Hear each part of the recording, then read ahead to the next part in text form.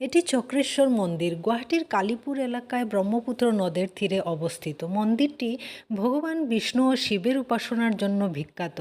স্থানীয় বিশ্বাস অনুযায়ী এখানকার একটা বড় পাথরে ভগবান বিষ্ণুর সুদর্শন চক্রের প্রাকৃতিক ছাপ রয়েছে।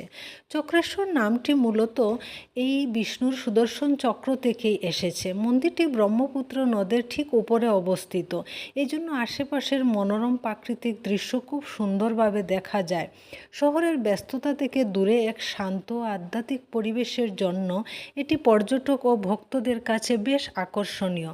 স্থানীয় কিংবদন্তি অনুসারে 1994 সালে জনৈক স্থানীয় মহিলা স্বপ্নাদেশ পান ও নদীর তীরে পাথরে খচিত চক্রটির কথা জানান। তার অনুরোধে জ্যোতিষ কলিতা নামের এক স্থানীয় ব্যক্তি মন্দির নির্মাণের দায়িত্ব নেন। প্রায় 6 বছরের কঠোর পরিশ্রমে এটি নির্মিত হয়। 2001 সালে মন্দিরটি আনুষ্ঠানিকভাবে উদ্বোধন করা হয়।